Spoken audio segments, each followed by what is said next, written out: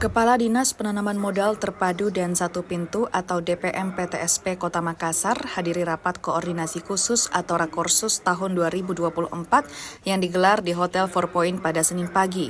Kegiatan ini mengusung tema Low Carbon City dengan Metaverse. Pada kegiatan ini turut hadir semua OPD Pemkot Makassar, BUMB, dan sejumlah SKPD Provinsi Sulawesi Selatan. Kepala Dinas Penanaman Modal Terpadu dan Satu Pintu atau DPM PTSP Kota Makassar, Helmi Budiman, mengatakan Rakorsus ini membahas rencana transformasi kota menjadi Makassar Low Carbon City dan pembangunan Makassar Kota Festival Tepian Air dengan pemanfaatan teknologi Metaverse.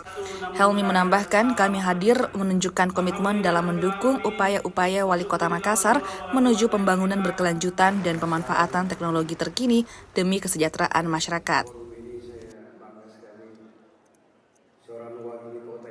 Waktu cobaan terbesar bagi sejarah planet di dunia, bumi kita itu balik. Ya. Ya, Lanjut Pak, untuk keterlibatan tak di ini konferensi ini. Ya.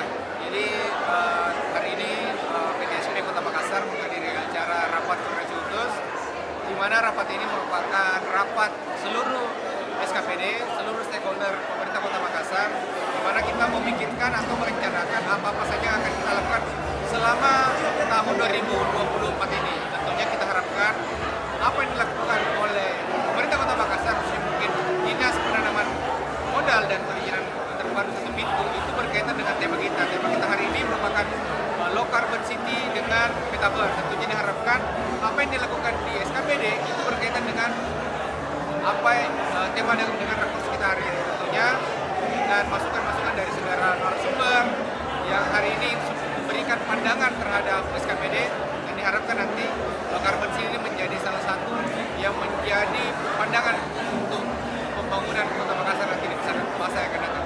Begitu. Mungkin ada kita pesan yang ingin kita sampaikan nanti untuk program-program.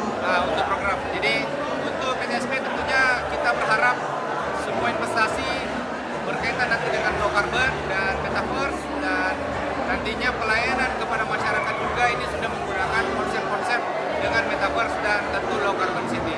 Kita berharap ke depan dengan target yang tadi disampaikan di Rakorsus 2060 low carbon emission itu bisa kita lakukan nanti di masa